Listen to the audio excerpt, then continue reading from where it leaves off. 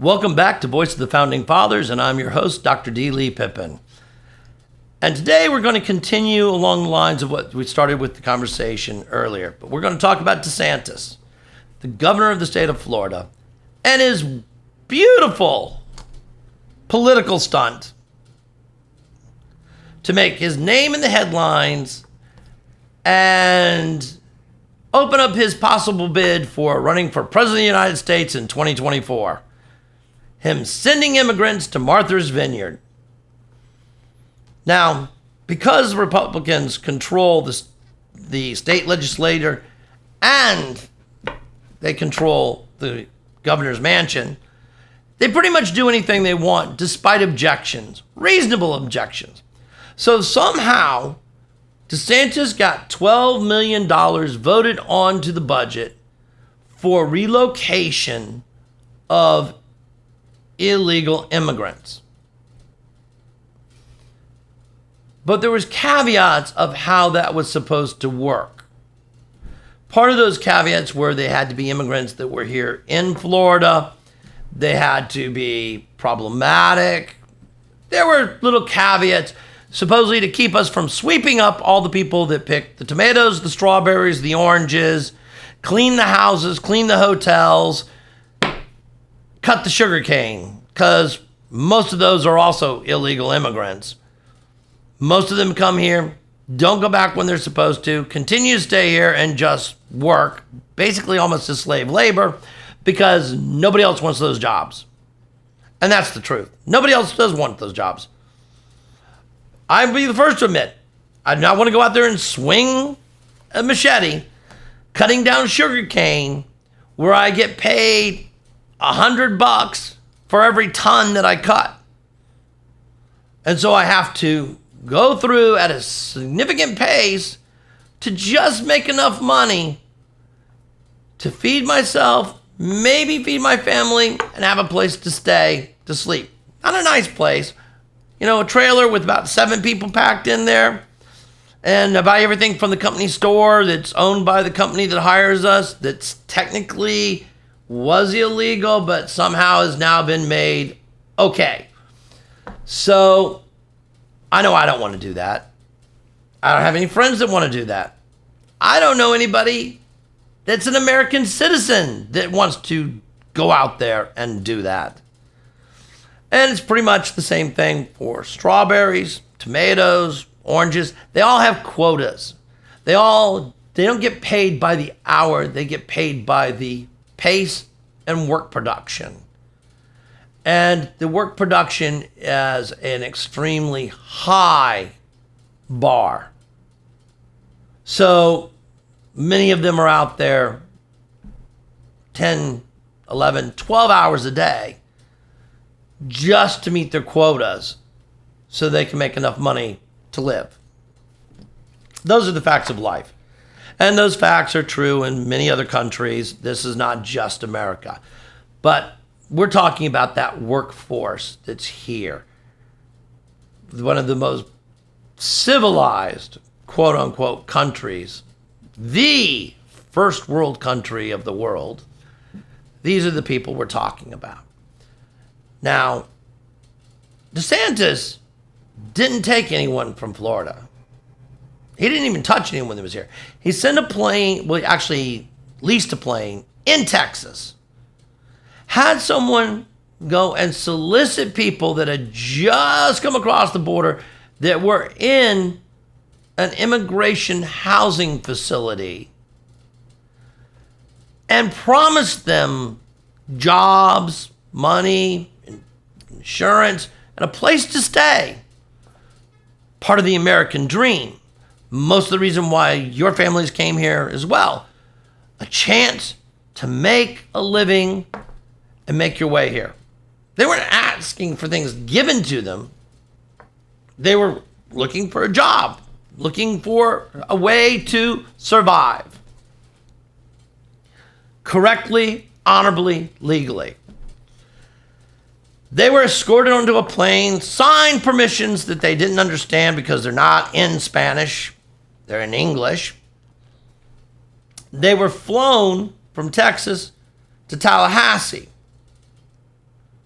where they didn't leave the airplane or the airport, but sat there for 2 hours as the way to justify the deportation from Florida to one of these sanctuary cities.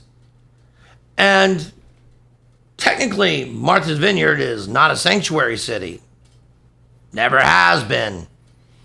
It's a tourist location for both Republicans and Democrats of the more affluent. And he flew them there and dumped them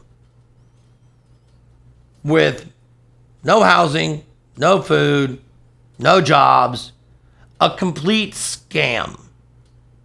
Now, if it was anyone but a politician pulling this scam, they'd be in jail.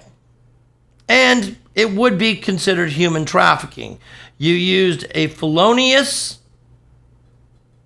scenario to con people to get on that plane, to take them somewhere they never would have gone for a fictitious end result that does not exist, and then dump them there. Sort of like some of the coyotes moving people across the border. Yeah, our own governor, along with the governor of Texas, the governor of Arizona, are deliberately turning around and abusing some of the most vulnerable people in our country. And let us point out, it's a country that was made up of immigrants to begin with. Now, I've mentioned this before. My family actually came over on the Mayflower. So we're one of the original founding families as it goes. And then I had 8 relatives that fought in the American Revolution. And I have 5 presidents in my line. And I don't agree with any of these policies. And every friend I have, Republican, Independent, or Democrat, that comes from one of the old families, feels the same way. This country is a country of opportunities. Now, all the people, and I can't say this with DeSantis, except DeSantis is curtailing to Trump and to Trumpism because it's become a powerful, powerful tool and weapon in this country. But most of the rest, Trump being only a second generation, quote unquote, American, came from an illegal grandfather, an illegal immigrant. And I've said this also before, whose only proof that he supposedly was an American citizen was he voted in a presidential election. There's no immigration papers. There's no naturalization papers. Zip, zero, zilch. The only thing they have to point to is he voted. By the way, the main thing Trump was supposedly against was illegal immigrants having the right to vote. They could change the course of an election. And obviously they have, because it's an illegal immigrant's grandson that became president. Which, if he had been able to get rid of the birther part of our Constitution, which he has tried and talked about, that if an illegal immigrant has a child here, that child's not eligible for citizenship, he wouldn't have been a citizen and never would have been president. Actually, maybe that's a good argument for putting that into place, but it is contrary to our foundings. This country is huge. This country is not overrun with people. Now, it's true, we have large conglomerations of populations in certain centers, but we have a vast parts of land that have never been developed, explored, cultivated, that have room for that expansion. I'm not saying we need runaway immigration. I'm not saying every immigrant has a right to be in this country. You have to bring something that produces. You have to be productive. Now, everyone may need a hand getting started. And most of the time, that hand should come from the church or from your neighbors, not necessarily the government. Because the government's already been proven that they're incompetent at welfare programs. They have actually perpetuated the welfare system for generation upon generation due to that incompetency. And every fix that's been talked about has been more incompetent than the program that was before it. And that also is every Democrat and Republican that has played those games. In my opinion, the welfare system needs to move back to the churches and the community. The community and churches took great care with it. What happened was, of course, the Great Depression and the attempt to bring our country back to an economic stability. And it's true, there needed to be an initial spark. But that spark never should have become the norm. It should have been the spark to reignite the fires that allowed the programs that had worked to restabilize themselves when they didn't have this huge burden upon them. And then things could continue forward smoothly.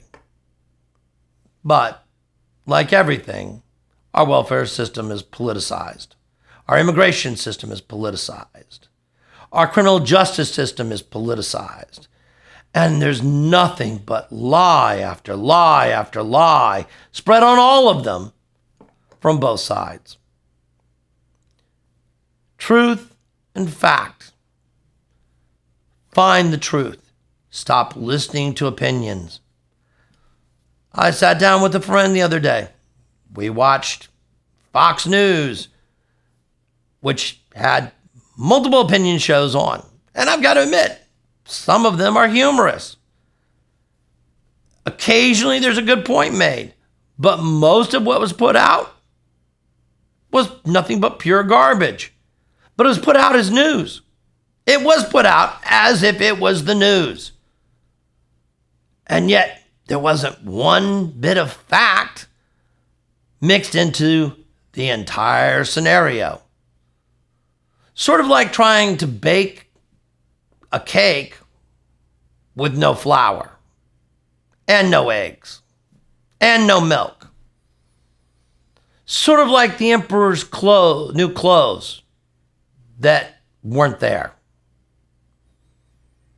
Now, as the American people, we need to stop saying how spectacular that air cake is and how wonderful the new emperor looks in his fine, fine clothing. Because if we keep doing that, the entire country is going to have to go back to growing gardens in their yard, scratching out a living from the dirt, and giving up all the luxuries that we think we deserve, because there won't be anything left.